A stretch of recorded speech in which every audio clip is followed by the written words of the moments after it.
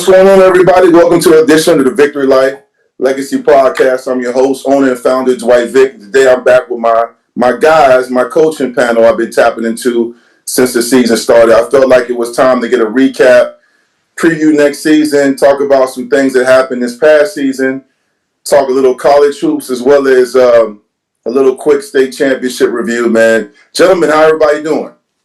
Good. Yeah, man. I felt it was important to get you guys back together, man. You know, basketball, unlike football, is such a long season. Football, you know, it's long, but not like basketball. Basketball, all sports in high school go year round. And there's highs and lows. There's so much that goes on, from kids battling injuries to the growth of your team. You know, how you start is not how you finish. So I thought it was good to just tap in and talk about some hot topics and also some stuff that happened with each and one of your teams. So it's so funny too, because all you guys played each other in Prince William. So let's dive into it, man. Mills, I'll start with you, man. Kind of give a review and recap of your season. What you felt like went well, what you learned from, what was something you felt like your team did well as the season went on. What is maybe a regret you have, or some successes you're proud of? We finished the year 18-8, and I think it was like 9-3 in the district. Don't have any regrets at all. I think my team was capable to do, everything that they wanted to do. Obviously, we lost in the semifinals to Patriot, who, we were leading the whole game, and they had the game was back and forth, and then, they had a great 2 minutes when we didn't have a good 2 minutes, which is, I expected to be a battle. I mean, Sherman does a great job. Had some good battles versus Woodbridge, some good battles versus Forest Park, and a lot of the other guys in our district. Can't, forget about Garfield as well. With this group, what I really learned is that we're in a day and time when you have to make an adjustment as a coach.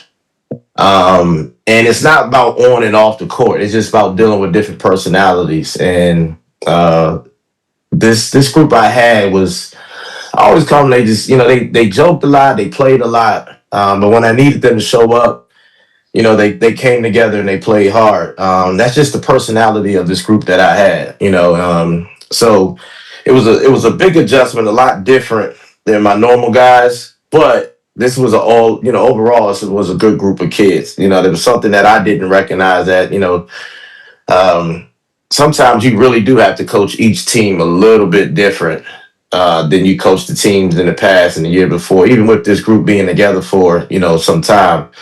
Dealing with a lot of kids that transferred out and transferred in, I still think we had a successful season. Obviously, our thing is, and just like every coach on this panel, you're trying to get to the state championship game, be one of the last two there. So we didn't do that. So we'll go back to the drawing board as a staff, figure out what we need to do with the next crew that's coming in, and just get prepared and go throughout the spring and summer like we normally do, and probably just enhance some things that we wasn't really good at this year. I don't think we shot the ball so our big focus, we didn't shot the ball well, so I think our big focus this summer would be make sure that we're able to shoot. And it's just the look, the kick outs and things like that. So like I said, overall, I think we had a good group. I think, Harlan did a good job. Braden Woods, all those guys that returned. Melvin played hard for us. And then we had, the transfer guys that came in, Dominique Mack and Evan. But I think this group did a good job of, we started out fast, had a rough patch between the middle, and then we finished out the year playing really good basketball until, we ended up losing to, Patriot. But overall, I was happy with the group. I can't be mad about them. I think you learn something from each team that you coach every single year. Yeah, I agree. Real quick, man, how many guys are you losing to graduation? And how many guys do you anticipate coming back? Because we know in the DMV we have that transfer portal. Well, yeah. I mean, we're losing nine seniors this year. And then we had 6 guys coming back. My JV group I'm really excited about that group. We kept them together for a reason. So I'm hoping that this by this spring and summer that everything get themselves in order and that they pan off to be what we expect them to be. Those guys play really hard. They get after it. Um, I feel like they're more of your traditional Potomac guys. And I think all the groups are your Potomac guys, but there's something a little bit more edgy about this group that I see in them. And you never know what to expect. We all got to stay healthy. Once again, like you said, I got to make sure every kid shows up to school every single day. It's almost like we got to take attendance throughout the spring and summer to make sure everybody's still here. Mm-hmm. So, if everybody returns and everybody comes up like they should from the JV group, we're going to look to be competitive and get after it again with this group for the next 2 years. Yeah, it's wild too how that works, man. Because you got these kids. I was telling a couple of youngins over here on the west side of the county, like they were like, "Yo, Coach Vick, man, that talking about practicing back in the day." I said, "Man, I played football and basketball. I never missed a practice. If Right. there was a workout, even if I didn't feel like going, we went. You had to, even if you were a returning starter, you had to earn your keep, man. Like these kids be. I remember talking to Los one time before him and Sherman faced off in a fall league game, and Los was like, "Yo, Vic, man, I got kids missing practice and workouts for getting haircuts for prom." Like what? You know what I'm saying? But anyway, man, Coach Aaron, I saw your team against Sherman to start the season, and you guys were a completely different team late in the season. Had some big wins. You got some of the guys off the football field, and this is my opinion. I felt like as the season went along, they started to take on your persona, and they showed more cohesiveness and toughness, man. So give us a recap of how your season went. Successes, regrets, who y'all got coming back, who you losing. Well, I appreciate that. It was a rough start. Kind of like, again, I give all praise to our football team for being really, really having a really successful season. So it kind of bled into our season. I think we had two starters and I think two guys who played some significant minutes for us played football. So kind of got us all to a slow start. Although those guys were playing, they hadn't practiced or anything like that.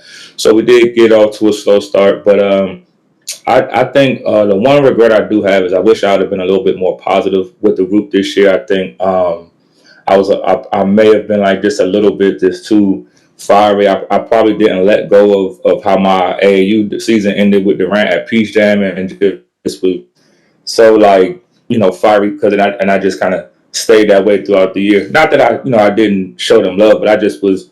If that's the one thing I would regret is just like kind of having a more balance of switching from the type of kid I coach in AAU to the type of kid I coach at Woodbridge. So that's my one regret, and I think I have some guys who didn't respond to that well, and that's my job as a coach is to understand how they receive information. And so Yeah, was it? You said they didn't respond. Was it like just well, I think some kids respond to fire and emotion one way, and other kids respond to it another way. And I think I don't think I did the best job of differentiating those kids. It's crazy because I went to an NBA coaches clinic this weekend for the EYBL. It was one of the things they talked about was how each kid receive a message and the communication and things like that. And I have great relationships with them, but in that moment, man, like I just think some kids respond to a different type of feedback, and I wish I would have been a little bit more positive in some instances. But like, as you said, as the season went on, I thought we started to shoot the ball really well. Had some games where we really shot the cover off of it. Had some good wins. Had some disappointing losses. But one of the positives I think that I'm a very realistic person. I never expected to come to Woodbridge in year one, district champs, and then play for a state title. I still have the document. I literally have a 3-year plan that it was to be competitive, develop an identity, and then my plan was beyond those first 2 years, really see where we are. And so, it's crazy because I talk to Sherman all the time, and he just, he constantly kept saying man, at the end of the year, y'all gonna be a team that's to record for. And so, I thought we did a good job at the end of the year. Some internal things that's kind of in-house that, that were issues, but all in all, man, I thought we had a decent year. Could have been better, obviously. I thought we ended in a good note.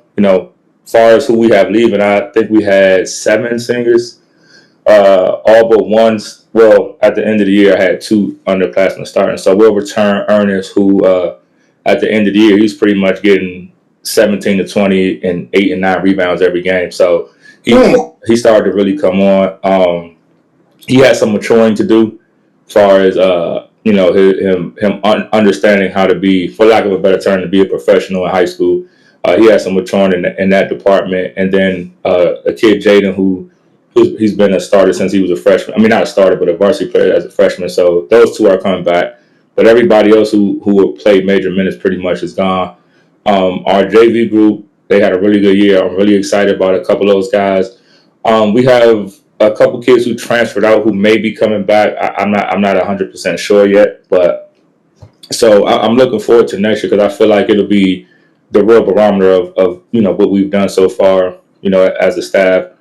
As far as AAU stuff, as far as like my kids, they're like in love with Prince William County AAU. Not that there's anything wrong with that, but I arrange for some of them to have some pretty good opportunities. The one kid that I have, Chad, I think he made New World's team. He tried out for New World and the Warriors. Obviously, I coached at New World. I coached at Coolidge with the director of the Warriors. So I set up a lot of different things for them, but a lot of them just want to stay where they're comfortable, man. So well, hold on, we gonna dive into that. Hold on, you jumped ahead a little bit, Coach. Oh, my bad. No, because it's okay because I want to talk to all of y'all about AAU because that's a hot topic, especially at DMV, and also AAU is a big choice kids make, especially as they get older in high school, and it's all about being seen and playing against comp. And some kid choose the lesser road. And anyway, I'm glad you talked about that. We'll get into that more because I definitely want your insight too, being affiliated with Team Durant. No, it's all good. Coach Sherman, you guys, none of y'all ended the season how you wanted it, but you guys had a really tough loss to Lansdowne in home, 2nd year in a row. They came up here, man. I called that game with my NSMT crew. Los actually sat with me and Nels in the 3rd and 4th quarter. We saw that, man. It's no secret. You guys had that game. It was a really weird game how it ended, but that wasn't the defining moment of the season. Kind of give a recap of your entire season, the highs and lows, the successes, the regrets, and who you losing and who you got coming back. Yeah, obviously, you talk about the end first, but just talking about the season just in general. We came in as one of the teams that were, favored to have a chance to win it again. So that's always a good boat to be in as far as having a group that is in the talks of being one of the teams that could get to the last game. So, kids were able to win the district again and win the region again. So, that was one of our goals. And, I know we're really judged off of if we can win the last game, but, it's, you want to, you hope you do. And it's one of those things that a lot of people can talk about what you got. And we had a really talented group. I think we led Northern Virginia in scoring this past year. We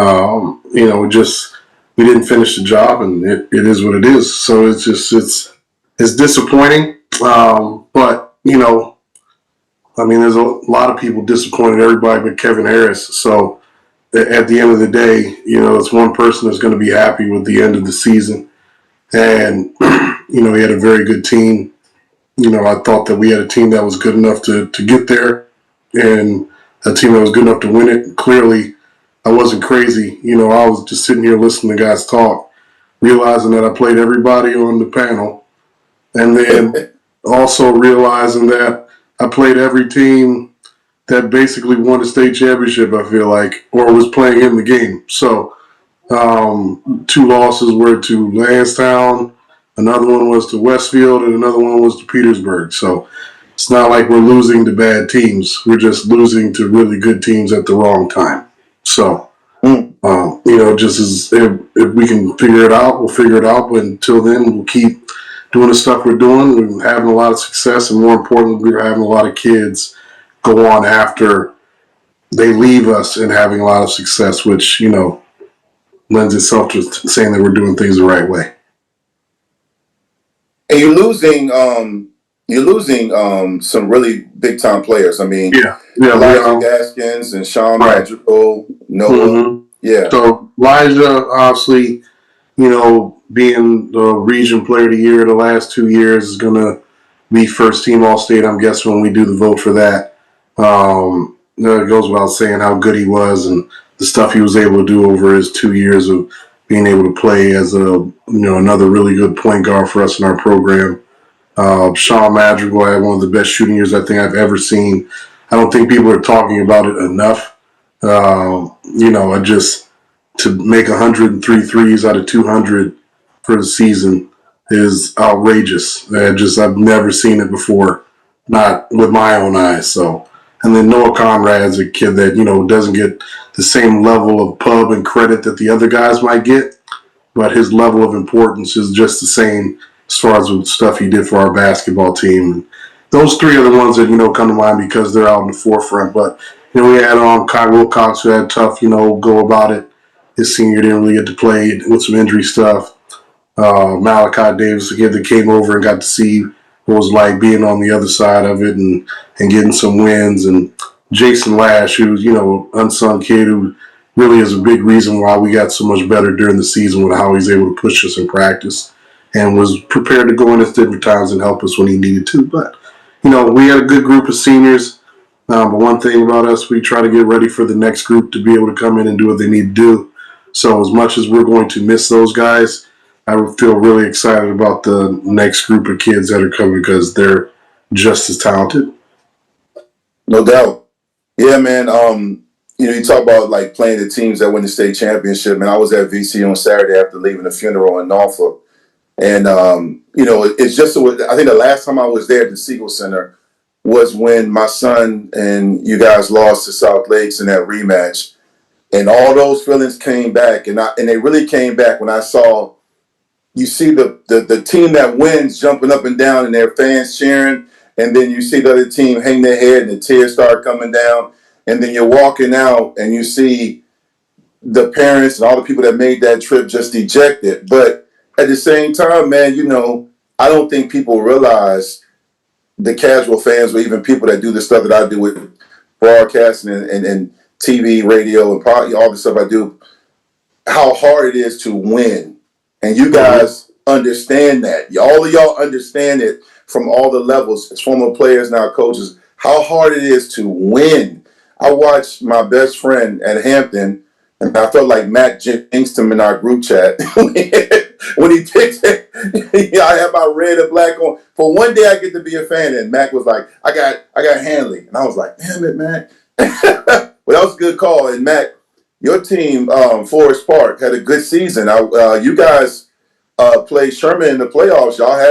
Y'all were playing really well, man. Talk about your season, the run y'all had in that district, in the Cardinals district. I swear, every year y'all beat up on each other. Garfield, Potomac, Woodbridge. It's crazy. Talk about, what you learned as a coach, what you got coming back, who you lost, some of your highs and some of your lows this past season. Well, starting the season, I wasn't really sure what we had. I was hoping that we'll compete. I knew that we'll compete in our district. But the thing was, these kids came together, really worked hard in the off season, and was able to put us on a run. And we were able to, in the first half of district play, we went undefeated, which was very exciting for our kids. But the kids did a great job. The one thing, like all the coaches said, these kids are a little bit different, this group of kids, and my kids were a little bit different this year than last year's kids. Last year we were more of a veteran group of kids. These kids, I knew when they were locked in all the time, but the kids I had this year was kind of a little hard to read, a lot younger, play around a lot, but when it came down to it, they was ready to play, and they really listened to our coaching staff and what we were trying to teach them. We finished third in the district in the regular season. Actually second in the district regular season, or tied for second in the district regular season, and we finished third in the district tournament. So it was a great, exciting things to do. We played well. The regret I would have was probably not taking advantage of being able to go start the district play so well. Like we started district play well. We were hot. We were top of the district. I just so I could try to get the kids to believe that the second half of district play is a little bit different than the first half of district play, and but we learned from that, and we were able to regroup. We had kind of a stumbling at the second half of the season, but we really learned from that, and I think we were able to regroup. Our ultimate goal is we want to get that number one in the district and number one seed in the region, and then we fell short of that, and that's always a goal, but we didn't get there. But that just gives you a better placeholder in the playoffs, better situation in the playoffs if you have that spot. So, but I'm excited with how we played. As kids I lose, I only had 2 seniors that played a significant amount of minutes. The other 2 seniors were really hurt and didn't play at all this season. So losing them is key because they've done it before. They've been on varsity. Antonio has. Ernest was a good big guy, great leader. Was very quiet but did everything that you asked him to do. He was first at practice. So it'll be sad to lose them, but I'm really excited with the kids I have coming back. So I return everybody. So we just got to get back in the gym and get back working to try to see where we'll finish or try to compete again next year. Yeah. I said, well, hopefully, man, you say you have everybody back. Hopefully nobody enters that transfer portal. You know, yeah, that's no that's the thing that the coaching staff wanted to do. Like as soon as the season was over, probably the next week, we started having an exit meeting with the kids and meeting them about off season and what their expectation is, what their plan is. The main thing is, you got to really try to beat and kids don't enter that transfer portal or high school transfer portal. But hopefully everyone comes back and then we'll see. Yeah. Los, Hayfield, I covered one of your games in SMT. We did a big game, the rematch against Edison. Your guys came out locked in. I remember interviewing you, Nails and Eyes. We interviewed you, and the way y'all played that night, I asked you a question. I said, hey, do you think you can make a run in states? You said, yeah, we keep playing this way. And you guys had a tough loss in the playoffs. But there were some great things you saw. You got that tough freshman point guard. I love his game. But so I'll talk about the highs and lows, who you have coming back, what regrets you may have, and, what do you feel like went well this season? I mean, I feel like it was a solid season, and like I said in that interview, like we were going to be who we were going to be at the end of the season. I didn't know.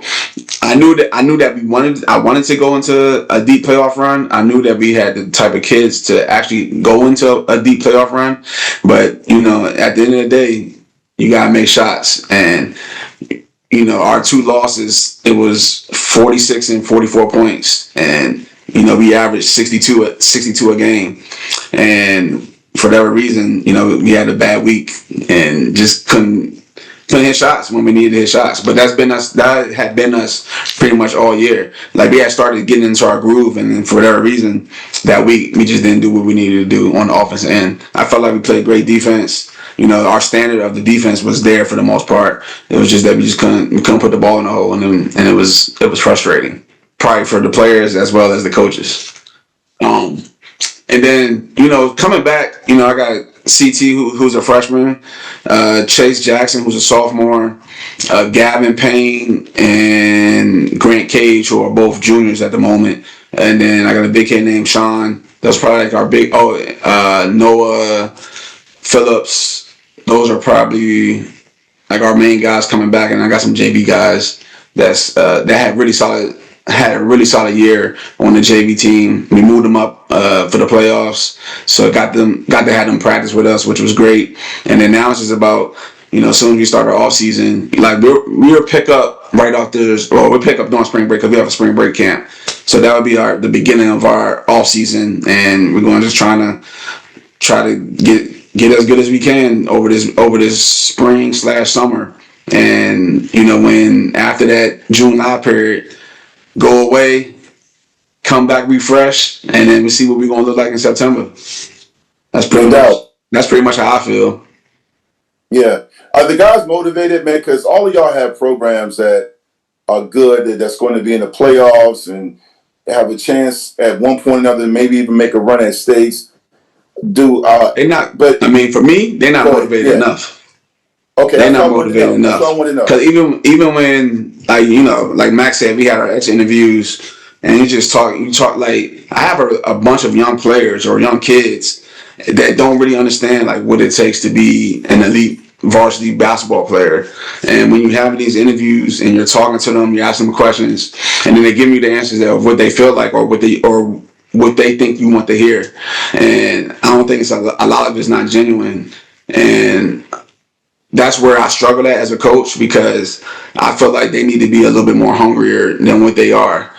You know, I talk to a lot of those kids about being in the weight room. Like, you got to get bigger, faster, stronger. And I guarantee you, 90% of them have not been in the weight room like how they need to be. So that's the frustrating part. I got to figure out a way how to mitigate that, and hopefully I do.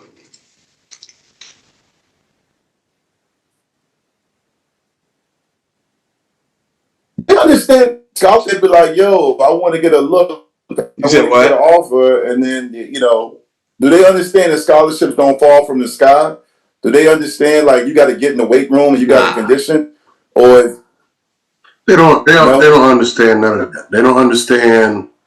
They don't even understand how good they really are in the scheme of other kids being good. You know what I'm saying? So for them to even look at it from a scholarship standpoint, first of all, now you got everybody screaming about everybody can do it, or this guy's a pro, or whatever they are when they're like 9 or 10 years old. You know what I'm saying? And then they don't have realistic expectations. They don't have realistic conversations in their homes or in their cars on the way home from games. It's a hard business to be in because you're constantly looked at as a hater instead of being a person who's just being honest about where people are at. And so you just got to do the best you can to try to give people the information that they need, and hopefully they understand it. You know, it's a different climate now from a recruitment standpoint. I know we're going to get into that here in a second, but just a lot of kids aren't as good as they think they are, and the ones that are pretty good aren't getting the same type of attention now because of the way recruiting goes with the portal and everything else that happens. Well, actually, Sean, let's transition to that, man. And then Mills, you can go next, man. I saw where Noah, I believe Noah Conrad had got an offer. Do you have any kids that are going to prep or are college ready and on that trajectory? And what are some of the things that they did to put themselves in that position?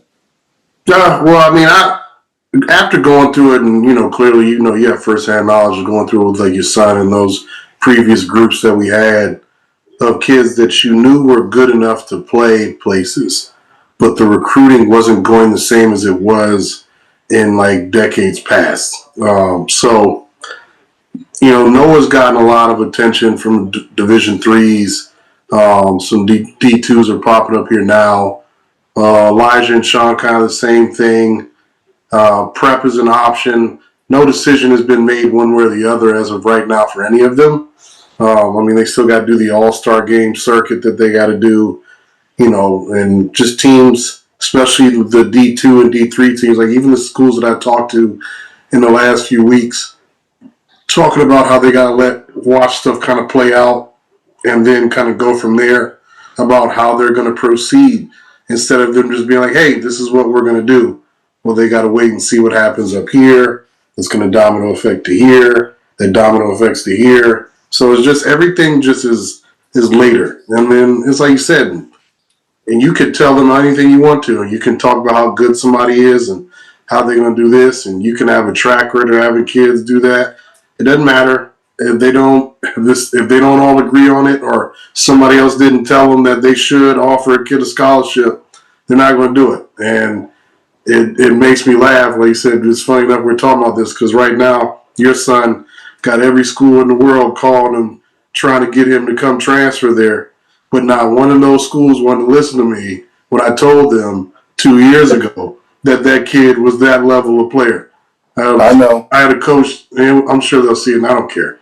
the coach texts me asking, like, what position is he? I said, the same position I told you he would have been 3 years ago. That's what I wanted to say. You know what I'm saying? It's like, dog, like, stop. Like, you guys aren't reinventing the wheel with this. Like, trust these coaches. And more importantly, we talk about honesty. A lot of you coaches, stop lying. Stop lying about what kids you have and how good they are and what level they can play at. Because then now you having situations where coaches can't really listen to us because there's too many of us talking about this kid's this and I got this and scholarship level that. So it's a whole combination of a whole lot of things that are contributing to it. But it's the nature of the beast now, man. Like I said, we got 3 kids I feel pretty good about that are going to go get to play at the next level. And if you get three kids in the class, which we've been actually averaging for the last few years to go play at the next level, you probably win a lot of games. Absolutely. Mills, you said you lost about 9 seniors. Anybody got a chance, whether it's even if it's football, anybody gonna play at the next level, D1, D2, D3? I have Medwin, who's the coach at Till, is really likes Medwin. Dominic Mack has been getting phone calls from D3s and D2s. And before I get in that, man, there's a couple of you guys on here, and maybe be a group of you that have mentioned my players to college coaches. So I do appreciate that. Because I do the same as well, but I want to make that publicly known. I think we do a good job on this panel of pushing out other kids for one another. I personally want to thank you because I think we all know how hard that is. Hey, I second, third, fourth, and fifth it. So I'm gonna let you finish, like Kanye said. I'm gonna let you finish, but now he right though. It's funny what he talking about. It's funny what he's saying because like what are you saying about Medwin? Like I'm literally talking to a coach about Medwin the other day. Said the same stuff. You know what I'm saying? Yeah. So and then one called me about the Mac kid. So Mac kid, yeah. So they've mentioned you guys, but I waited instead of calling you guys to just tell you guys thank you now because I know you guys. We've all text throughout the day or that's huge throughout the week. So for us to push one another, kids, I mean, it makes our job a little bit more easier. A little bit, not a whole lot, but it's easy when multiple coaches are talking about it, especially head coaches. So we got Dominic Mack who's getting the opportunity. He's, they got some Division twos hitting me. I have tons of Division threes that are reaching out to me. I mentioned Medwin. The guy, Evan Fleming, who transferred in from Colgan, he's going to probably go prep this year. And then I have, some guys that have an opportunity. We are finishing up our closeout meetings this week, just to figure out what's on their mind and what they're thinking, what they want to do. Some have made the decisions of just to go ahead and go to college. And what I know I'm going to do this year is make sure that I do a better job of mentioning those guys who decided just to go and just be a college student and make sure that they get the same love as the ones that are deciding to go and extend their career. And I got like 2 or 3 guys that that's going to get an opportunity. And it's not nothing that we haven't done as coaches. I mean, just the lay of the land right now is hard. It's not as easy as it was back then when we were in school, or even just a couple of years, or even 5, 7 years ago. It just isn't that easy as it used to be with all this NIL.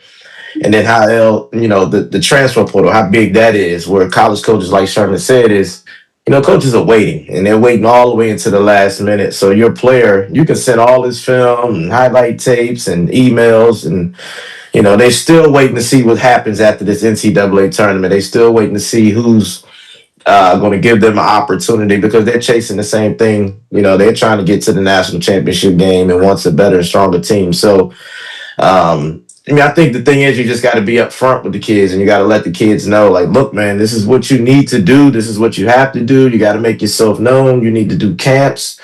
But it's still at the end of the day, you get stuck in these places that we're in right now as coaches where we have guys that are wanted and coaches that want these kids to come over. But they're still waiting, so where's this player at on your drawing board? So I've received several calls, but at the same time, there's only a couple of coaches that have made that jump of, showing that you're really, really interested in some of my guys. Yeah, and and we're going to transition into AU shortly because Aaron made a point in our last coaches panel, Coach Aaron, as well as you just made a point, Anthony, about being seen. And I think that's the biggest thing I think some kids don't realize when it comes to their off season. And, Lowe's talked about the commitment to the weight room and getting stronger, but the being seen, this is a branding sport now. This is a sport you have to be seen. You have to go against ranked guys. You got to, even if you're looking at D3, D2, I'm in the midst of this. And I can tell you right now, I spent a lot of time in a lot of D2 gyms and probably that a lot of D1 gyms. It is not how it was years ago. There are some monsters on the D2 and D3 level. I don't think these parents understand. I'm telling you, they do not understand. I saw in the set where Zay played, I saw 5 7-footers, as the youngest call them, footers. And I told my wife, I said, years ago, you would have never saw them at D2 unless there's something happened at, grades at JUCO. So, man, that's why when Lowe said it, I'm looking at him funny like, yo, youngins ain't really trying to get in the weight room? What? That's what. No. Anyway, it ain't my show. It's my show, but it's y'all talking. I get excited. Coach Aaron, did you want to say something? Yeah, when you say that, I just don't, playing Division II myself. Rivers played Division One, and you guys have seen what Division One and D2 and D3 players look like, and the work ethic that you have to put in to give yourself an opportunity. And it's not just getting out there, just showing up, on those Friday, Tuesday night games for your high school. Like, it's like, what are you doing throughout the summer to make sure that you're in front of college coaches, camps? I know for us, it was 5-star camps when coming around. I know the 5 stars is not there, but are you constantly in the eyes of these coaches? And are you playing for the right AAU team as well that are playing, it don't necessarily have to be on the main court, but you at least need to have college coaches sitting under your basket to give yourself a chance. It's really, really hard now. And a lot of it is, what makes you different than the kid that's beside you. 2 11th graders sitting beside. What's the difference between you? Is it your body size? Is it you shoot the ball better? So you have to really give yourself an opportunity to put yourself out there in front of other coaches. Yeah. Real I think quick, the competitive nature too, man. Like, competitive nature isn't necessarily the same. And I don't want to be that old dude that sounds like that, but it's just different because, let me think of it like this, right? Like, when somebody was like nice or like really had a chance or was like going to go do that, that person had a work ethic that you're like, man, that dude always in the gym, he this, and that. But now, this sounds going to sound crazy to say, like, all these kids are in the gym. They're just not doing the same type of work. And I don't think they realize that the work they're doing isn't getting them to the level that they want to be at. It's just making them good enough to be highly skilled, but not necessarily a great basketball player. Like, if you think about it, we can talk about probably take a kid on all of our teams that might not play very much towards the end of the bench, and he can probably do some stuff if you put him in a one-on-one drill session that a lot of kids can't do. And that's because, like, we got a lot of kids that are just like drill junkies. Like, they can do a lot of stuff against cones. They look really sweet doing it. They could do a bunch of different layups and all that type of stuff. But then when it comes time to like compete, where that move ain't working, what are you going to do to get it done? What are you going to do to get this stop on that kid? What are you going to do when that coach tells you you can't take that shot? Are you going to pout? Or are you going to go get back in the gym to get better at that shot? And that's where, like, when I talk about the competitive piece, it's not like they don't play against each other. They play against each other all the time. But that's the problem. It's just like it's just like another day. It's not like, man, I really got to get this done to go where I want to go. Because in their minds, they think everybody's going to get this opportunity because everybody's in the gym. You know what I'm saying? And just because you're in the gym doesn't mean you're in the gym, if that makes sense. No doubt. No, you're What right. I add to that is, how about these kids are not understanding what they're good at? That's Like, you know, because because they're in the gym doing everything right. that they shouldn't be doing. I mean, Let me add this just from a AAU standpoint, and just basketball in general. I think more than anything, there's just a lack of awareness of the complete landscape of basketball. And I've lived other places. I've lived in Oregon and coached in Oregon. I've lived in Philly. I've lived other places. I've coached out in all these great places, and I've traveled and coached. There's great players everywhere. Like when I was in Oregon, Oregon doesn't have the private school infrastructure that we have here. It's all public school pretty much. There was a kid named Marley Zeller who went to, I think, Montana that I coached, and he transferred over to Loyola. If he played in our league, he'd probably be the best player in our league by far. He's at Montana. And the thing I'm saying is, so when people talk about people not being recruited or not like this, or I don't understand why this guy, it's 50 states, it's 500 cities in every state, it's 20,000 schools in every state. Like the pool is so much bigger than what it used to be. When we were growing up, you didn't have a lot of options in terms of talented kids. Now they're everywhere. So it is, the recruiting market is so competitive in terms of being standing out. And so you can break it down like this: if you're over 6'5", you're in the 1%, right? If you win, you're in the 1%, right? If like a state title or Peach Jam or whatever the case, you're in the 1%.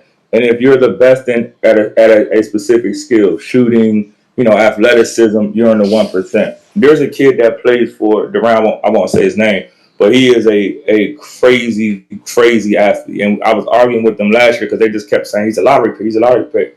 I said, bro, there is one of him in every D2 gym in the country. I'm not saying he won't be a lottery pick. That's not what I'm saying. But if you're saying because of that, he's going to be a lottery pick, it's not the case. Go to Virginia Union Open Gym. I went to Virginia State. Go down to Virginia State Open Gym. I got 3 players that play on Virginia State that I previously coached.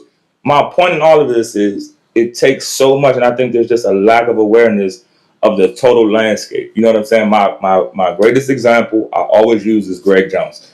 There is nobody that has a better resume. You cannot name a player that has a better resume. He's 6'6". He's an elite defender, great leader. He's not at Duke, and that's no knock to him. He had like a 4.0, all that. Now he's turning out a great college career. He's probably a leader on that team. But my point is that if you don't have that resume, I don't even want to hear nothing you have to say. Right. And that's like you said, it's what you talk about. Even like when we're not saying to pretend like people didn't have unrealistic expectations when we were younger or different views. Because you think, Dwight, I know you kind of went through this, but when you're going through and you're getting Division I looks, right? And people are like, what do you want to go there for? How are you talking to me about where I want to go for free? You know what I'm saying? Like, why is this a discussion? The difference is those voices were in the minority. You know what I'm saying? So it wasn't so much you had to listen to from those type of input and people really thinking about that. It's like you said, you talk about these different guys in D2 gyms. The best athlete that I've ever played against was in England, in Thames Valley, England. And this dude jumped over me trying to tip the ball back in. Like, I've never seen nothing like that before. Not in person. You know what I'm saying? And this dude was in the English Pro League. Like, this isn't like somebody, like, you can't give somebody a label talking about they gonna be this because they can jump high. Look, you know what I'm saying? Look at Cohen Carr. He's the most explosive dunker I've ever seen in my life. Hands down. Michigan State kid. I see the floor for like 2 years. Oh yeah, that kid from Michigan State is correct. Hey, Aaron, I wanted to ask you, because you do have the best of both worlds, where you're coaching elite athletes at the highest level for AAU, and now you coaching high school kids who probably never ever going to see a college floor. Like, what do you see the difference between both student athletes? Like, do you see a difference in that? And then secondly, how do you manage those expectations from having those type of players versus having the players you have now? I'm curious to hear about that. That's a good question. So three main things. Like, I mean, I've always coached high school, but I think at Coolidge, I kind of had more comparable players to the ones that I have at Durant. You know, I had Big Steph, I had Kyle. Those guys were high level too. So, and I think the biggest thing I noticed is this: the kids now have access to see everything, right? So they have an expectation to get everything that everybody else gets. So I don't have to tell Isaiah Carpenter at Clinton Grace to get in the gym. I don't have to tell, you know what I'm saying, Makai or Marley or any of those guys to get in the gym. They have a clear understanding of what it takes for them to be where they are. Like, they have a clear understanding. So when I come, and I think I truly underestimated this. When I get to Woodbridge, these kids have the same expectations of results, but don't have any expectations of what they have to do. You know what I'm saying? Yeah. So like, and it's like they're way more entitled. That's the piece I'm talking about with The public school kids. Yeah, the public school kids are way more entitled to feel like they deserve this or they deserve that. And to be fair to them, they don't have the real world experience that I have to be these other places and to see all of that. That's why I said there's a lack of awareness. But they believe that, like, it's hard I don't want to say names, but they believe that I can play here. I had a kid tell me that he could play at LSU. And I'm like, you didn't dominate in the Cardinal district. You know what I'm saying? Yeah, it's crazy. And that kind of gives away who it is. But my point, that's the main thing. I think the second thing is that the Sherman kind of alluded to it. The competitive spirit is different. You know what I'm saying? And then the third thing though, like man, the kids that we get to coach at Durant and stuff are basically, some of them will be future pros, whether NBA or college or whatever. Some of them will be high level D1. It's just they're professionals now. They understand everything is aligned for them, and it's gonna sound crazy. This comes before academics. And people get all like sensitive when I say that. Well, I'll say, how many people do you know that can write $100,000 check to go to school? But this, like Aaron, this is what I was like getting at, is that That's a fact. if you're talking about those level of kids and like just their mindset, like they're in their minds, like they're pros. That's what I'm saying, is that though used to be that level of kid was like, all right, you can see he works at a different level. He has a different concentration on what he's doing. And it's like you talk about them having access to things makes them think that they're doing the work at the same level that person's doing it. You know what I'm saying? And like even that, like you talk about just the having that, now that you have this, but I was thinking about this. We talk about the AAU piece, and like just think about the amount of kids that have access to that can play AAU now that couldn't even do that. Like, as good as our AAU teams were, even though it was one team in the entire county, right? For different age groups, obviously, but one team. I can't tell you how many times we traveled outside of the state of Virginia because we never had the money to go anywhere past the state tournament. So we would go down there, we play Boo Williams, we mess around and win the Virginia State tournament, qualify for nationals, and then we wouldn't go because we didn't have any money. So now these kids, I had to tell somebody this the other day about my youngest son because they got pre-travel and travel. I said, guys, I will coach a travel team that plays in Fairfax. I'm not taking 9-year-olds to Spooky Nook. I'm not doing that. Like, I'm not taking kids all the way to Boo Williams Complex 3 hours from here to go play in the tournament. I just like the amount of playing and opportunities that they had to play, which, listen, good. okay? Mhm. But it's messed up the mindset as far as how good people think they are to do that. Because just because you have access to now play this, because we've made this an inclusion thing instead of a competition thing. So 100%. So there's a kid that we have named Antonio Mack. He plays for North Cross, and I think it's North Cross and Roanoke. Oh, light skin guard. Yeah. Yeah. So he comes up on the weekend via Amtrak during his high school season to get in training with us. That's what I'm talking about in terms of like they just like because he wants to come up here and train with the best. I'm not saying us as trainers, but the players that we train with. Like he wants to like that's the mentality of them, whatever it takes.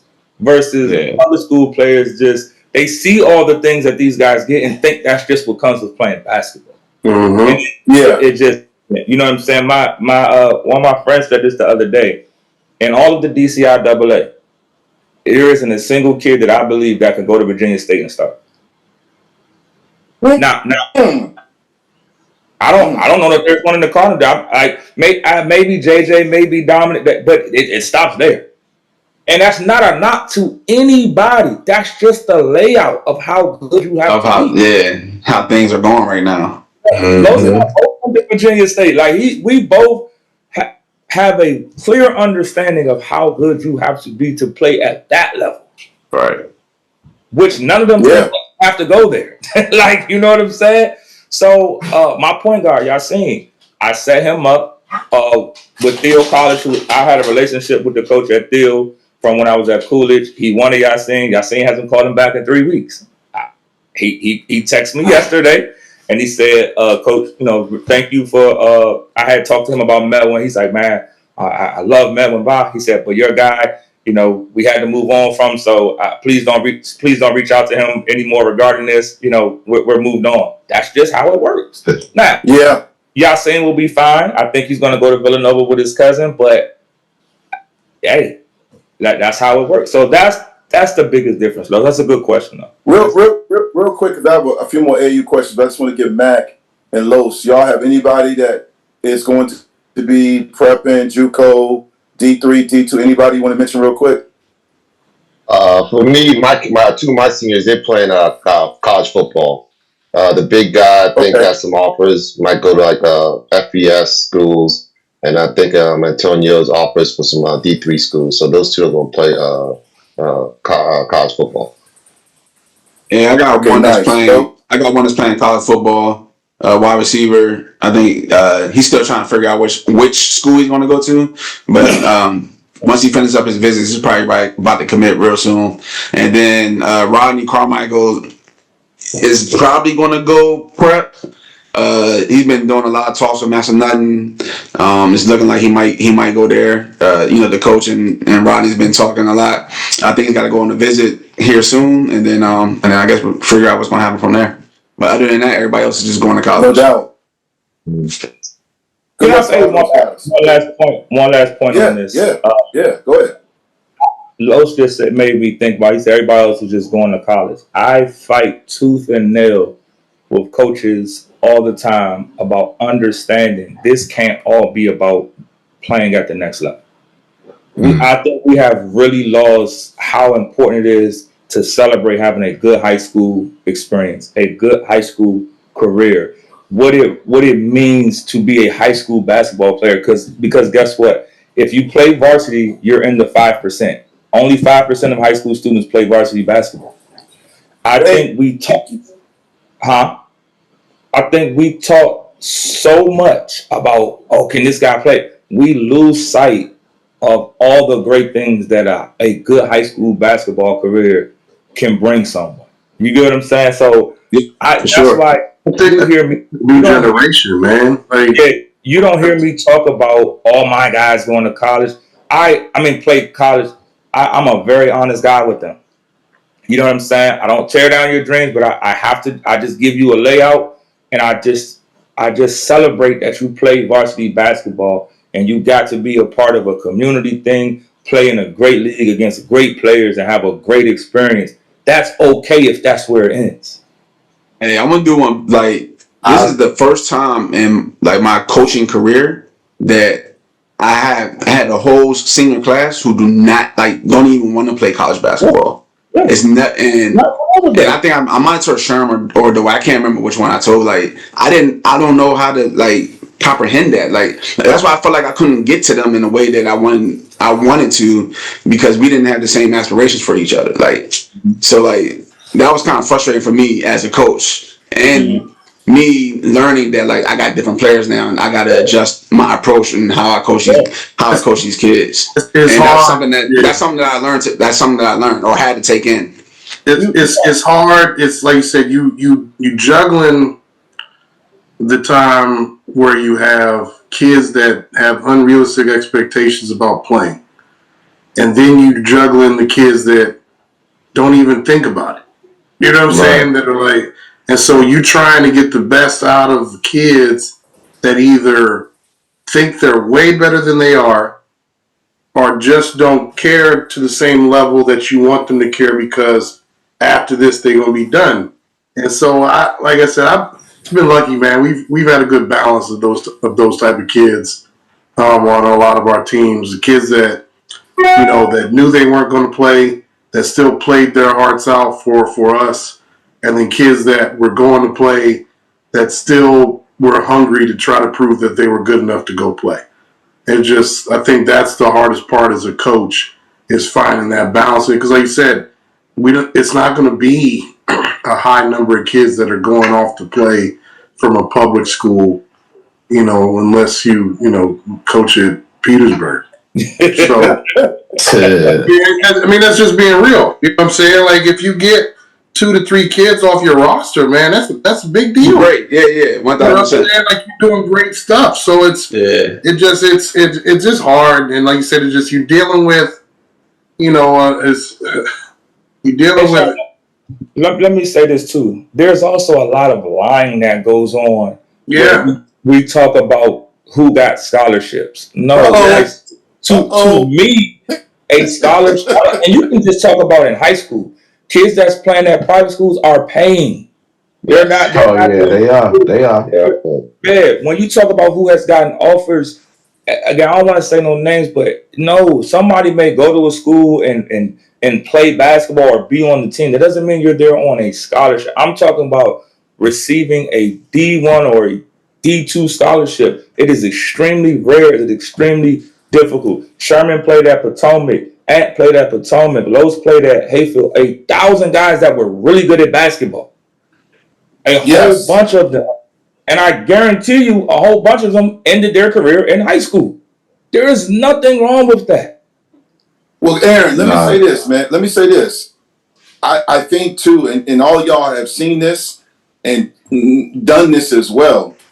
There's levels to this, right? Yeah. So when my son came home from Fort Union, it was crazy because he was getting up on his own, going in the garage, working out, coming home, eating, showering, FaceTime and playing 2K. Then he would go to the gym, Lifetime, get up a bunch of shots, lift.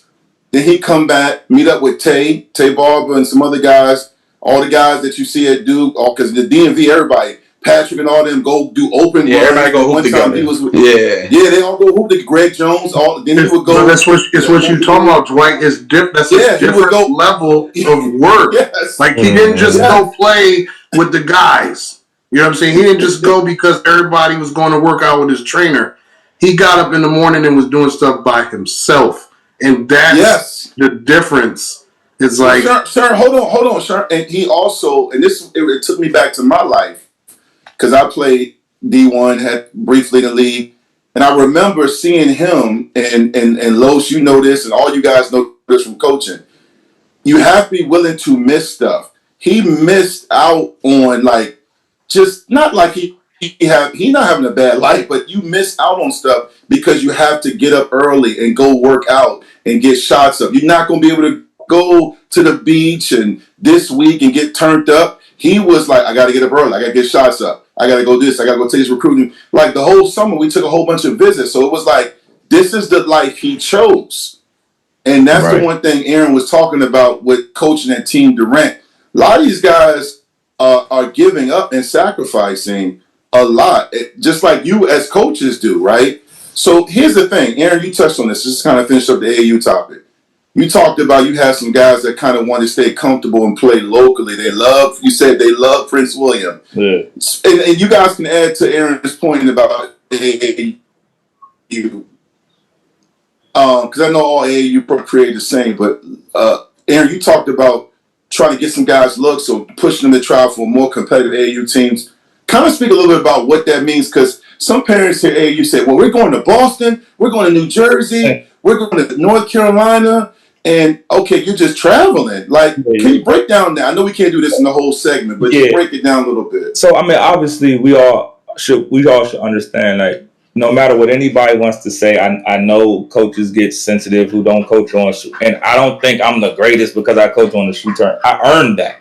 But a shoe circuit team is going to always offer you the best exposure because of how it's structured. That's just the reality of it. Whether it's Nike, EYBL, Adidas 3SB, I've coached on both. Whether you on Under Armour, Puma now, New Balance, they're going to offer you the best because of the resources that they have. That's a fact. There's no sense of even debating that. But there are also other AAU programs that are non-shoe teams that have a really good structure and really built, and they're going to eventually be shoe circuit teams. You can argue all you want about shoe circuit, non-shoe circuit. It is best to be on the shoe circuit team, even if you only playing 8 to 10 minutes a game. There is no question about that.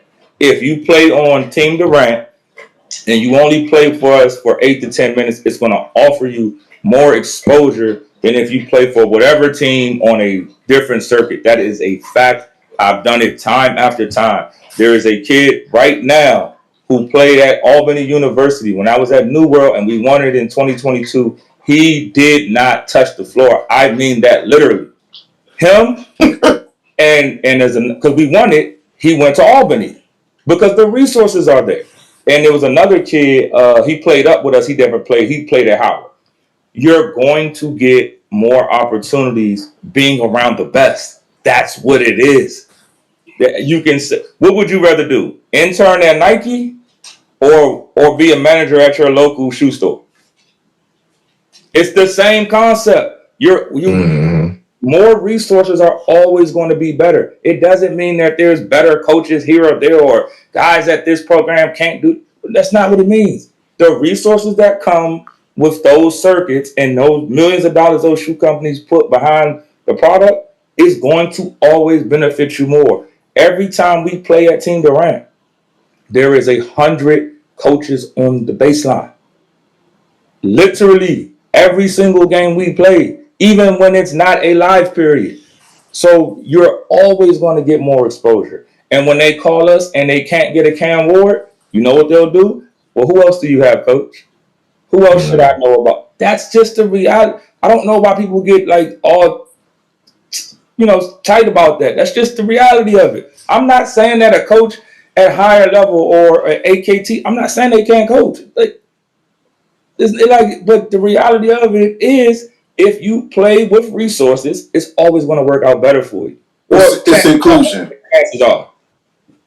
It's inclusion. People getting it because I have an AU organization and we're a tier 2 group. We got some great kids, but most of those kids want to play just to play, and they fine with playing in the DMV, maybe going to North Carolina, going to Boo, and we don't lie to them. And I tell them all the time, I don't coach anymore. I say, hey, listen, if you're good enough and a better opportunity comes on one of those shoe circuits or even, a circuit that you can be seen, you got to take it because, I do, but some of these other guys don't have relationships with coaches on the D3, D2, D1 level. But I think, Anthony Mills has talked about this. Sherman's talked about this. Los, everybody has talked about some kids. There's I don't know if it's because it's not just Northern Virginia or the 7.5 or 804. I think kids have so much stuff at home. They're comfortable. Where when Sherman talked about his time, I played on the Boo Wims team when he was Boo Wims before he became the Boo Wims. And I remember we went to Indianapolis for nationals. That was the highlight of my summer. And it was such a great trip. I saw ranked kids, and it was good. It was good exposure. But I think sometimes people just rather stay around the way, man. Sure. That's a Like, big I agree with Aaron to a certain extent. I also remember, like, because I coach for AKT, it's a second tier circuit, right? We do the hoop group stuff, and like I felt like the 1600 team that I had was damn near a circuit type team. Like they were really, like they was a really really talented group, and I had a kid named Simons that was killing the hoop group joint. He played in that joint for 2 weeks. And then Takeover came and snatched that family away. But I couldn't be mad at him though. I couldn't be mad at him. Like, hey, go do what you need to do, because like that's like if you got an opportunity to go be on the EYBL circuit, what can I tell him that I'm going to be able to provide him that Takeover can't? So I understand the business, I understand the game, you know. So it is what it is. But I feel like exception. Because I don't think you would leave, but no different than any coach. If they came and called a coach, they would go. Right. It's like I don't understand why we have to pretend like it's right, because we get sensitive about when somebody takes up and then take a player from one of us. Oh hey, like bro, like it's just business, bro. Like that kid, we're supposed to be kid centered. We're supposed to be about the kids. If you leveling up, I got no problems. That's what I'm saying. And like if you leaving Team Aaron, Prince William County to go play for Team Durant, I'm not going to say anything to you, bro. Like good luck to. But Aaron. The same thing with like Sherman kid went to the Warriors that played for AKT.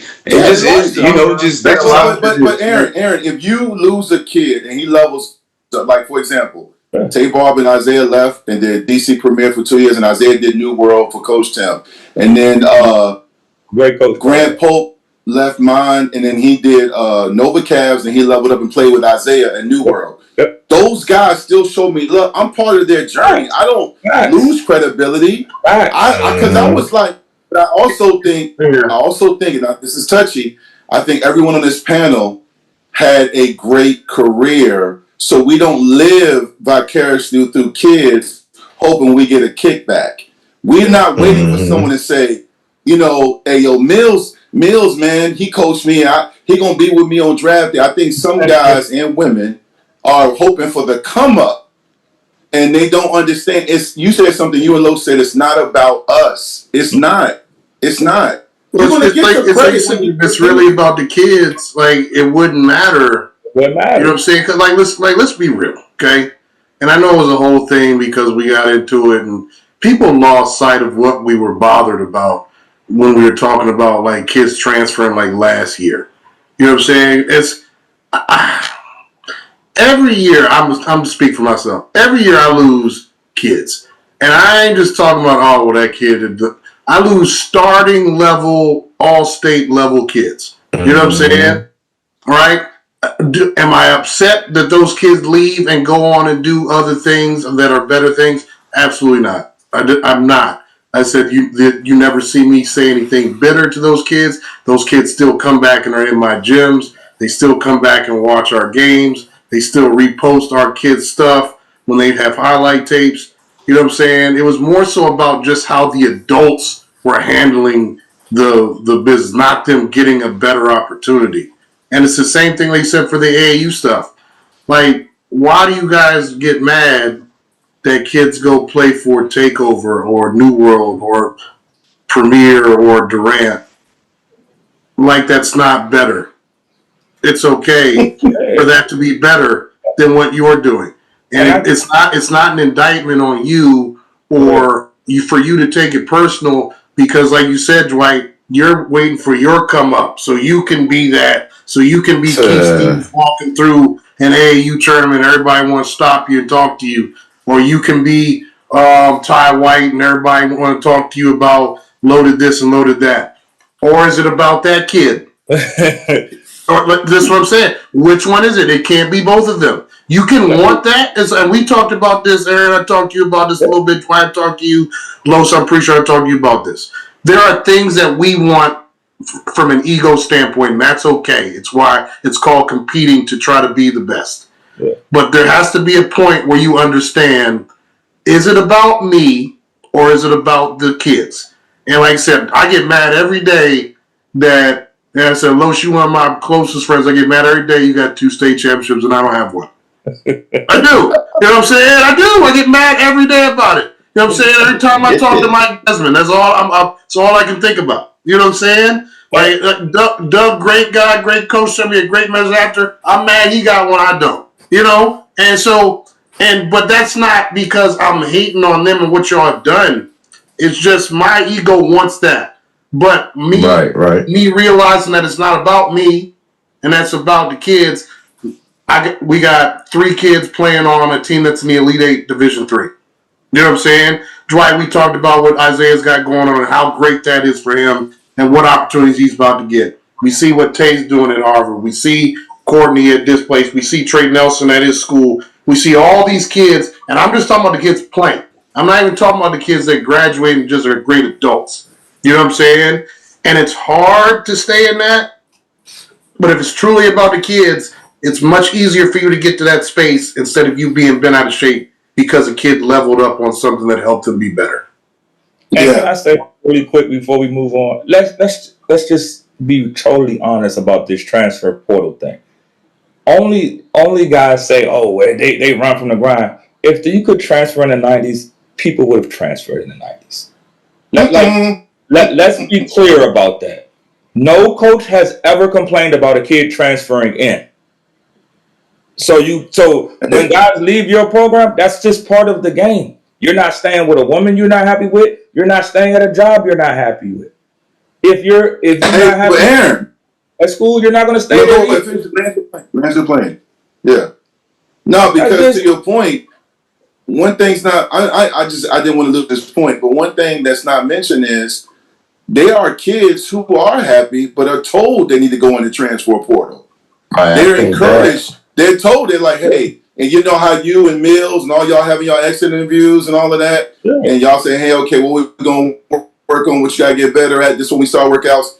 When they're in college, those kids are going in and they say, okay, hey, Coach Wilson, fictional coach. Hey, Coach Wilson, I'm thinking I want to come back. I want to work on hold on, son. We think you need to get in that portal. And they're like, yo, you know what I'm saying? So it works both ways. And you know what I'm saying? You tweeted that earlier, though. You said, I saw your tweet. I saw you said, y'all ain't complaining when it come your way. Yeah, I'm kid-centered, bro. Like, I try to stick to that and be kid-centered. If you're not complaining when a good kid comes in your program via transfer, I don't want to hear you complaining when the kid leaves. But that's just how this thing is going to be. If DeMatha called me tomorrow, you don't think I'm going to consider that? Like, let's just be like, come on, bro. Let's stop being, grouchy old men about it. Kids have more options than we ever did. That's how it's supposed to be. End the discussion for me. And I love it. I text Kevin Harris all the time, especially in the second half of the season. How well Darren's. I text him all the time. We have great conversations. Yeah. I think for me, I love seeing these young men I've known since they were 8, 7, 6 years old winning, and not just the athletes, as you mentioned, Coach Aaron. I love seeing kids who are like, hey, I don't play no more, Coach Vick, but I got a detail business. Like my guys, Desmond and Kyle. Shout out to Desmond. Exactly. And Kyle Dillard. They got a detailed car dealership business. My man Ryan Keenan getting ready to go into his 3rd year at Virginia Tech. He could have played ball. A lot of guys use this platform of AAU and high school basketball, public or private, to catapult them into their career, and they need to be shown love too. But I think it's all about like listening to the right people. Real quick, Mills, do you get involved in that conversation in the exit interview after this season, postseason interview, when you're like, hey, where you playing this summer? And keep me posted. You talk about, hey, be careful with that program because you might get caught up. Do you give any insight? So if a kid asks me what program you should go to, then I'll speak on it. I kind of just tell my guys, you got to do what's best for you. Who's going to accept you? What team you're going to make? Only the other thing outside of that I asked them about AAUs is like where you're playing at, so I can just come and watch. So I can see how you're playing different with your team, how you're growing, have you matured, or are you still making the same mistakes that you made at the end of the season with us? So that's how pretty much my exit interviews go. Just about what we have coming up, and then just kind of what you're doing, and about your training and what you need to focus on while you're training, and not just that you're just in the gym. You're in the gym, but you're not doing any work that's going to help you get better. But just the AAU wise, I want to know where you're playing at so that I can come and watch and support you the way that I can. But that's pretty much for all my underclassmen. But I think y'all guys were talking about something that I think was important, that a lot of kids do have a great 4-year career and then go on to go to college. And one of my guys I love to death. I've coached him in AAU and then coached him for 4 years at Potomac, is Harlem Lyons, and he's deciding he just wants to go to school. He's going to Norfolk State. And he just wants to, I can't remember what he said he's majoring in, but the kid has been offered a full ride because his GPA and stuff like that. So he's gonna be a great young man. That's why I said in the beginning, me personally, I think we all got to make sure that we shine a light on those guys that are just having a great 4-year career, but then going off to college and become a great person, become a great man, and later on down the road, whatever else they have going on. So I was very excited for him. And it's going to be others as I talk to others of who's going off to school to do those things. But I'm just listening to you guys. I think we've all made some great points. The only thing I would say is back then, I don't think I'm leaving Potomac in the 80s and into early 2000s. But you won't leave Potomac. Is. Say it again. I mean, I'll say this. I was approached by some pretty prominent private schools in the 90s, and I said, why? Yeah. I've seen that. A different climate though back then, though. Potomac was that at that time. I tell y'all all the time, when Elijah first moved down here, I had it set up for him to go to DeMatha. He didn't even go to the tryout. And Losa White still mad at me because he was going to go to Hayfield too. Elijah didn't even tell me. Once Sherman got his hands on him, he said, "Uncle, I'm going to Potomac." I said, "You're not going to go to DeMatha tryout?" He was like, "Nah." His exact words, I remember. He said, "It's Blue Blood Nation." That's exactly what he said. So in that case, you don't, you know what I'm saying? But if a kid from a school who doesn't have that established tradition and history gets an opportunity to go play, but they're going to do that. It happens. It happens.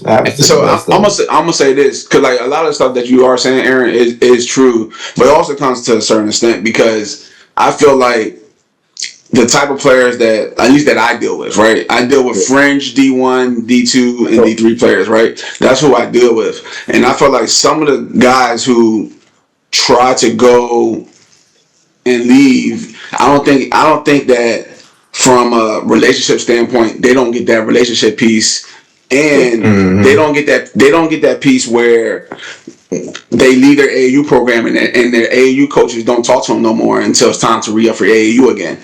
They don't have that where a dude like me, I'm here all year round, and I'm the one that's going to help you get to college. Mm-hmm. I feel like I'm different when it comes to that. When it comes to those type of situations. Because I'm going to do everything I possibly can to try to help you get to college if you deserve to do it, if you deserve to get there. It's no different than so that's why I was like, that's the only way I feel like it's a little bit different in certain situations. So it's just like corporate America. If you work for a local company, you're gonna have much tighter relationships probably with your boss and the owner, the CEO, or whatever. And then if you get that offer to go work at Verizon or wherever, you're gonna basically be a number in the wheel, but it's gonna come with other benefits too. I mean, that's better. So I agree 100% with you. You're gonna lose some things when you go to a shoe circuit team, because unless you're a Baba or one of the top guys, you're just not going to get the attention that you would get, playing at the other program. So I agree. I saw a situation. This shit's funny. I saw a situation where two kids on the same I'm not gonna say but EYBL team, same EYBL team, and the director went to go speak to one and didn't even speak to the other one at all at the same event. That should tell you everything you need to know right there. I believe it. Hey, I'll say this too, man. And a lot of youngins, man, a lot of youngins too. Even back in the day, when Sherman was playing in Peach Jam, it was the way in the 90s. It's this way now. When you go to, and it's the same thing in college. When you go to some of these higher level programs or more competitive, where there are more guys that are college ready or going to be college ready, you got to advocate and assert yourself so you don't get typecasted into a certain role. I've seen guys become just a defensive guy, but can give you 20, but they just accepted that. And some guys wouldn't accept that and go back to the old AAU team because they want to score 20 points again. Was like, but look, take on this role. Like, for example, I'm just use someone I know, Isaiah. His junior year, he went to Premier and he played with Tay, and they called him the Kawhi Leonard. He would give you 10 points, 8 points, but his junior year, he was known as he guarded a guy that's playing at Kansas right now, starting. He guarded other guys that are playing in the tournament this weekend, and it really helped him become a better defender. He already had a foundation with Sherman. Some guys don't understand. You're going to have to adjust your game and embrace what we call intense coaching. Yeah. Some guys don't do that. They rather pick, just who. Can I get y'all opinion on this? So I took JJ from Garfield last weekend to come up to Durant workout. And one of our best defender was there, and then another 6'10" kid we had. It was just a 3-person workout.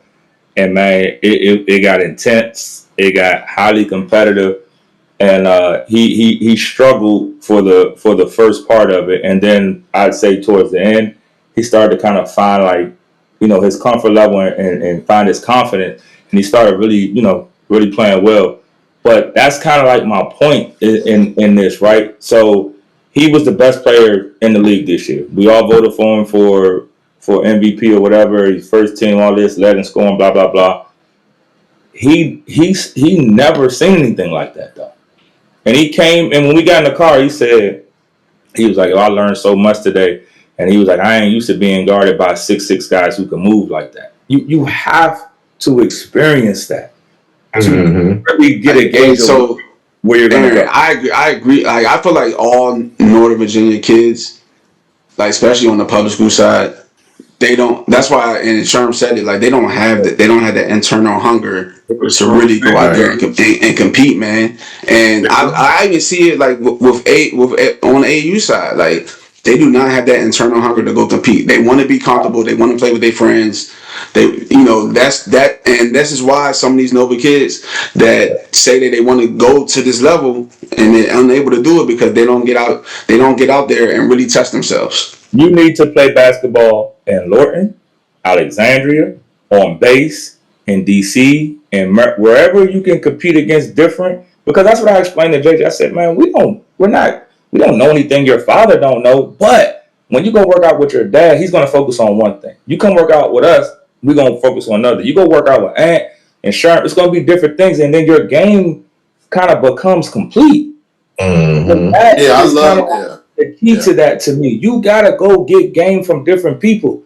It's just like when you go talk to your dad, you go talk to your uncles, you go talk to your cousins, your peers. You're gonna get a little bit of game from everybody, and that's how you become well-rounded in anything that you want to do. I mean, it's like you said. The fact that I don't really know what they do from a hooper standpoint, which is probably really telling. But even when you look at it, I couldn't even tell you. How what's called used to be open all the time.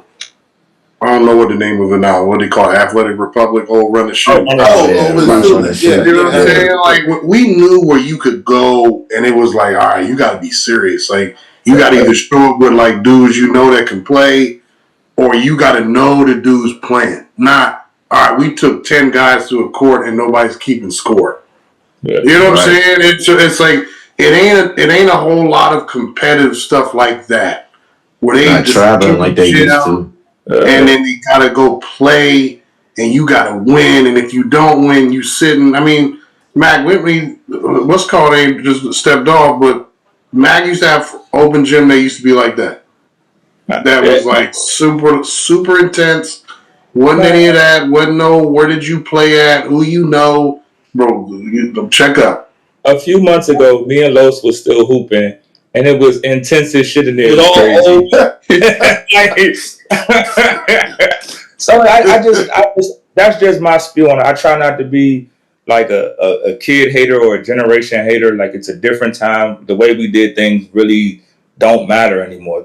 What they value is much different, and it should be much different. They have more information, more resources, and so it's our job to create an environment and lead them to make, to be leaders themselves, but to understand that you have options that we didn't, and here are the benefits, here are the drawbacks, and make informed decisions. But there's too many non-kid centered people in basketball, in my opinion. I don't think that I know it all, but I am well versed in it. I've been in it for a long time at a high level, so I feel like I can speak on that part. We're not only non-kid centered, but just the wrong mindset. You talked about the amount of kids that actually are going to have a chance to go play, and then you got young coaches talking about it's about us giving kids scholarships. Well, then you're a liar. Because that's the hard thing to do. You're not getting all the kids on your team scholarships. So what are you saying about those other 5 that aren't going to play at all? Like, did you fail? So it's just, like you said, it's just a different mindset, a different viewpoint. It's not complaining to a point like, oh man, well, because I still love doing it. I still like figuring out, trying to coach. It's a different landscape to navigate, and if you're not going to adjust, you're going to be pretty frustrated. Yeah. Go ahead, Vic. My bad. No, I was going to say, when Mills was talking about traveling, getting, like, I'm from the 75, so, like, in the 90s and early 2000s, when we were outside, it was one of those things, man, like, we really went to Phoebus, Newport News, Fort Monroe. It was like, during school, we're like, yo, where they hooping at? Like, we would pile up in the car. We would even ride the bikes. Younger was on the handlebars. Y'all are in, the 757 is well respected and it's well documented. We're one of the best regions in the country. Same thing with the DMV. I was like, man, I like, yo, y'all. When I interviewed Lowe's for our NSMT podcast, he was talking about the first thing he did when he got the Hayfield job was in the summer leagues and everything. He took him across the bridge. If you can get to PG or Maryland or DC, I mean, especially during y'all era, man, listen, when I coached and we played against some teams from Baltimore, I used to be like, yes, the trash talking, the physicality. Even if we lost, we got better. And we earned their respect because they thought we were sweet. I just think everyone doesn't embrace that challenge of going against another guy that can give you work. Because it's like, Cass is afraid to get embarrassed. You're going to get embarrassed at one point or another, man, but part of the game. I want to, but before we get off, I wanted to kind of ask this about, I know Los isn't in our league, but in Sherman either, but we all played each other this year. I think at the beginning of the year, Sherm mentioned, I think it was Sherm, how like everybody was going to kind of beat up on everybody, and that in a sense happened. Mm-hmm. So I just kind of want to get the thoughts of the coaches on, how they felt about how competitive the league was, and going forward, is that a good thing? Great thing, or how do you feel about most of us played each other and won one and lost one or close or whatever it was? By the way, before y'all started answering that, Mac he lost power. So go ahead. Y'all my power about to go out. We don't it's rain starting to come. Yeah, we good. We don't. I think that just watching everybody and playing everybody, I think what I really seen this year is which I see every year. I mean, coaches are really coaching and doing their job, and assistant coaches are doing their job. But I think that's what makes it fun. Like the kids are are competing. They're looking forward to the matchups with one another. Playing Mac twice a year, playing you, Aaron, twice a year. I look forward to that because I know you guys are over there putting in work on a daily basis to make your guys competitive. I had opportunity to play Lowe's, and I had opportunity to play Sherman this year. So the competition and just the brotherhood that we have. I mean, I think each game is competitive. You know what I'm saying? Like, I look forward to playing Sherman. We wanted to go the opposite side, but I look forward to it. You know what I'm saying? Because I get opportunity to see him, or sometimes I don't get opportunity to see him. But we graduate from the same high school. And we know at the end of the day, it's just all love, man. Same thing with you other three too.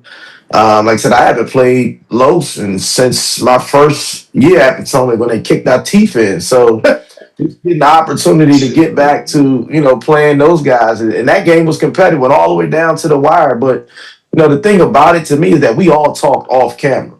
We either calling each other, just talking basketball. So, I mean, I think the year was really good. I mean, I think every year is always really good, but, the competitive nature is still there. And I think we all touched on some really great points. We would want to see our kids do a lot more, but I think which have our teams where we're at is that you have competitive coaches and competitive players that are doing their due diligence and doing their work on from the spring all the way till next fall or next winter when it's time to go. And I asked that question because obviously I would like to see it continue to be that way. But the next step is how do we get more fans out? Because I think when I came from coaching in DC, that was one of the things that we had when we go play Roosevelt. Whole uptown is at the game. We go play Wilson, whole city come out. So with so many people in Woodbridge, I'm not seeing that those crowds be the way that I feel like it should be. So is it something that we need to do as a group, put together more challenging games, or like I want to see the people come out and it just makes for a better environment because I thought it was a really competitive year, which I thoroughly enjoyed. So I want to see more fans be out there. From our standpoint, we just got to keep playing competitive games. Yeah. You know what I'm saying? That's what makes people come out. It's like certain teams are going to bring out. Yeah. Like I'm glad Aaron got better. So now Woodbridge is at the point where, like you said, it's all right. Well, are they going to win? Like Courtney had them to that point too. So the more competitive games are, Mac obviously having Forest Park be better, and you see the type of crowds that come out for their games when Mills and them play. When me and Lowe's played each other at day spot, sometimes neutral spot games are tricky depending on the timing of them. Mm-hmm. You know what I'm saying? But, I feel like all the games, especially when we have played each other, have been good crowds because of the competitive nature of that. And obviously, we get a lot of puff from guys like Dwight and obviously with Julian with their stuff. So they see us and then obviously and look at us as like, all right, let's go see this coach, or let me go root against this coach because of something he said on this podcast, which is a lot of times for me. Well, I think the following has gotten better. Our media following, our media following has done a better job of Courtside. Shout out to Courtside Diaries. Yeah, media following has done a good job of feeding this information out to the public, and the kids are looking forward to it. Yeah, I would just add that just to kind of answer Coach Aaron's question, I would encourage your ADs or who your media departments, because in this day and age, branding is so big. As someone that's constantly on Twitter and Facebook and Instagram, always putting stuff out there. And I'm just saying, I'm not flexing, but when I cover a school, when I start doing stuff, people just come out, and I think y'all would be surprised how many people don't embrace this. Yeah, it's like, get your kids. Now it does help when you got a Greg Jones and DJ, because when Hayfield played Patriot in that season opener a few years ago, it was packed, and people show up because their aunts and uncles and grandfathers didn't beat Potomac, so they want to make sure they beat Potomac now. So embrace that. Embrace that. Listen, I covered NSMT. We covered the Hayfield Edison game. It was on TikTok. They did this little video. It was girls and talking trash. I said, dang. And it got shared like 1,500 times. So encourage that. I think some high school coaches don't realize. The church mouse after that loss, though. I love when the load comes out. I love when that load comes out. Oh, look at it. He said it was straight face. You got it. This is a product. This is a product. And it's not about getting rich, because I've said and gone on record, you guys gonna make nearly whatever you deserve. You deserve so much more. Men and women coaches. But listen, I know we gotta go. We can hear the rain as we record, so I don't want to stop in the middle. Let's end it on a fun thing real quick. Before you do that, NSMT, man. I know. I got all y'all players in the event. Go ahead. Hopefully, most of y'all can come check it out on Sunday. Absolutely. We got 2 games. Got the 3-point contest, the dunk contest. Sherman got 2 guys in the dunk contest. I didn't even realize that. He got Elijah and Noah in the dunk contest. That's wild. 2 guards.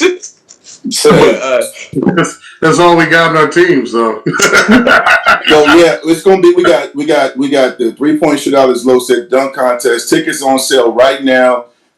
It's at the St. James. I was just there. Great facility. Also, we got guys from Westfield, Will Robinson, Adam Purdue from Broad Run, Max Lawson from Riverside. So many Potomac. My guy, I can't pronounce his name. What's Medwin? Yeah, Medwin. I'm gonna say the first name.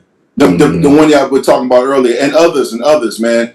We're gonna be broadcasting. hey man, shout out to y'all too, Dwight, man. Like, you know, we talk about the Mills set of the media, like, you know, a lot of stuff, and I know it started kind of with us a little bit with SMT. Like what y'all have done in Northern Virginia, not just for basketball, but other sports as well. And listen, those broadcasts y'all do for the games, those joints are professional. Like, you sit and listen to them joints, man, and like listen to the commentary. Like that's really cool for kids to have that and to be able to go back and look at stuff like that when they played in high school, man. That's really cool. So I appreciate y'all. Obviously, with this, and they trying to get out to get to all the big time games next year. It's about to be it's about to be on one next year. We really about to take over, and I'm not flexing. If anybody want to argue with yourself. We really about to take over. And I'm going to tell you, football and basketball and other sports too, because we got media days, man, and we need more of these coaches. Please, when you see this, when I run this, come hit me up. I had a guy in South County. He said, hey, yo, I want to come and, to the joint. He texted me he going to be there. Like, come out because it's a good way. We're going to, our crew, Teron, David, Nails, our camera crew, we put in that work. We are trying to make this thing what it should be. And the kids, both female and male athletes, deserve this, man. So, Sherman, appreciate those kind words, man. We're gonna keep giving y'all the energy, man. Real quick before I sign off, who y'all got? I'm gonna start with you, Mills. Who you got cutting down the nets? I don't need your final four. Just who's your favorite? Man, I don't even like saying what I think I'm getting ready to say, man. 'Cause I'm not even a Duke fan, but I mean, the way those guys are just, I watched Duke defend how they just switch 1 through 5, and I mean, they're good. But I'm not going to say, I think Duke could be in that thing. I'm not, it's hard for me to say that. My brother's a Duke fan. I can't If not Duke, who you got? Arizona, Michigan? I like what I've seen with Arizona. But, you know, you still got, you got that Florida team that's over there, too. They won it last year, and you know they come back with experience. So I'm up in the air right now. Okay, Mac, who you got? Yeah, I'm up in the air too. So I'll say Florida could be up there. A sleeper team that I'm kind of looking at. I'm definitely gonna look up the go out early is Kansas. I think Kansas will be out early. But I'm looking at Arizona. I'll go Arizona. And Florida. In the last 27 years, all the NCAA champions have come. The map goes Midwest to the East. There's not been one West Coast team that's won in the last 27 years. Yeah. So, okay. But it's always the first. But there's all streaks are made to be broken. Los, who do you have? I got Arizona right now. They're looking like one of the top teams to me. So I like them, and like my dark horse will probably be, and they can lose early too, which is crazy. But my dark horse is Iowa State. Okay. Yeah. Final four. I ain't saying championship. But also they can lose early too. Yeah. Aaron? But I like watching them play. They're a good team. Yeah. For me, I share the same sentiments as Ant. I think Duke is just the best team. I think they probably have top 3 player. So I'm gonna say Duke. My dark horses, or who I think could maybe upset that, is St. John's, just because of I was gonna say that. How defensively. Then of course the tournament is about guard play. I think Michigan State has the best leader in the guard, and their point guard and Fears. And, you know, I'm a little biased there for obvious reasons.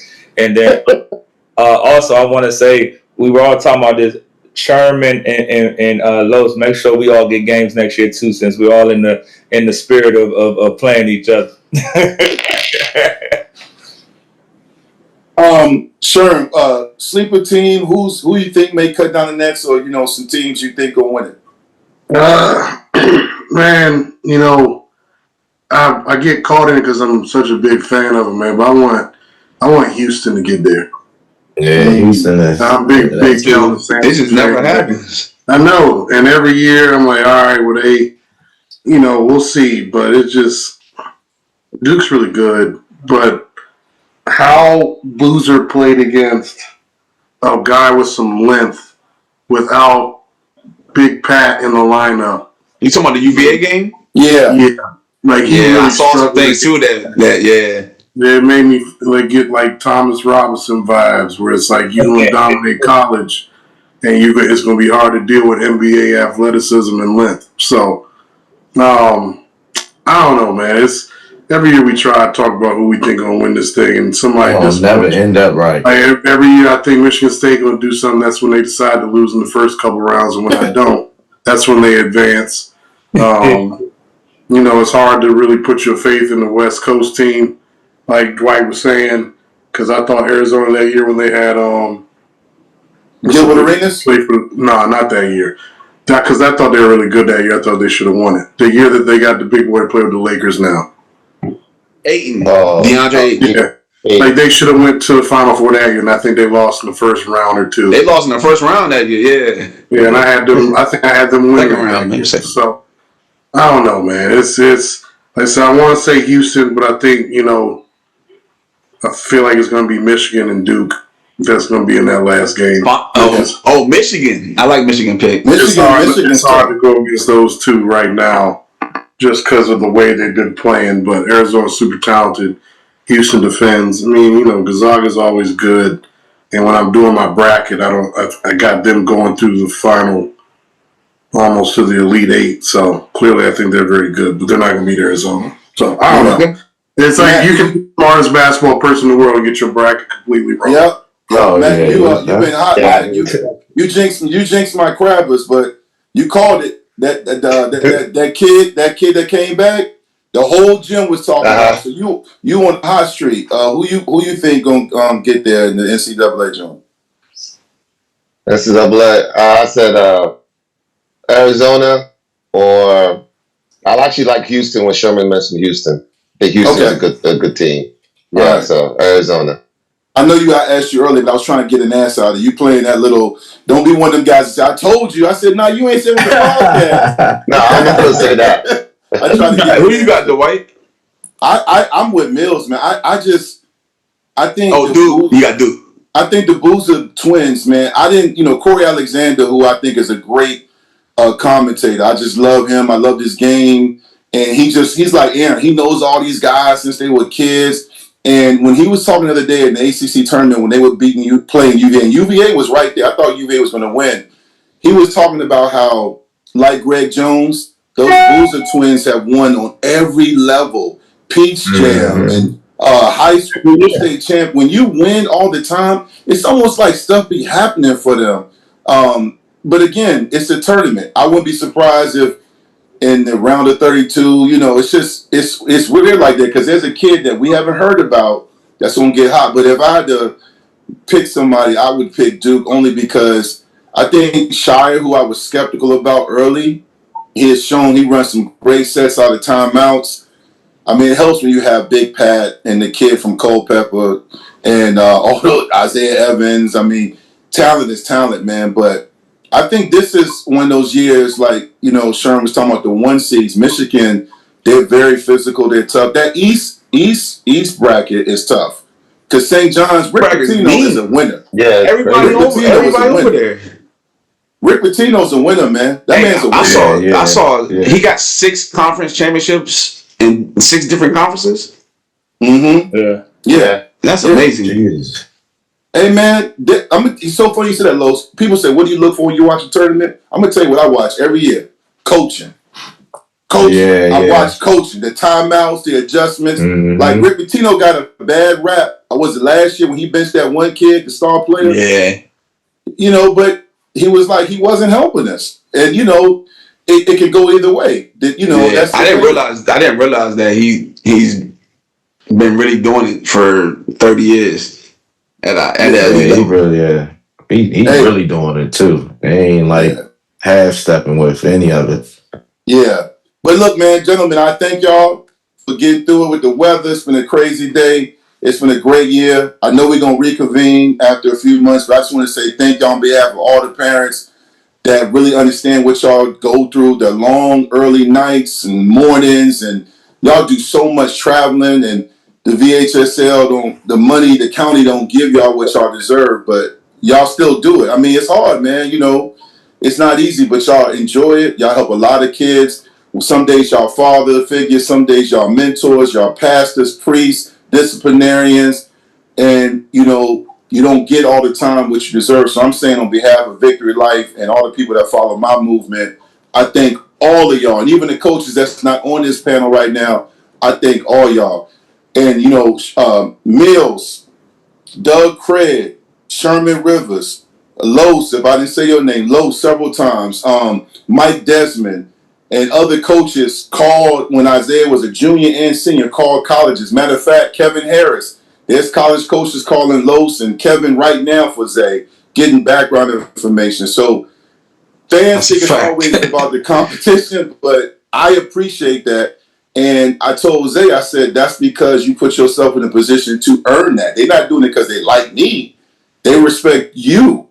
And those coaches that are being called are respected. And, like Drake said, they don't get trophies for that. You just do it because you want to see the kids win. I mean, look this weekend. Sherman got guys that 3 kids that have a chance to win a national championship at the D3 level. And then look at the kids Aaron has coached and the other kids that are from our area that are playing this week, man. How cool is that? You know what I'm Can't beat saying? it. Can't beat it. Yeah, I so appreciate you, Vic, man. We appreciate you for all you do, man. And I appreciate all Yeah, man. Thank you. yeah, man. Well, look, like I say every episode, no matter where you go, no matter what you do, make sure you have a positive impact. You leave a great legacy. I'm Dwight Vick, owner and founder of Victory Life. I appreciate y'all. Everybody, y'all stay up. Yes, sir. All right. All All right right, now. you got a good one.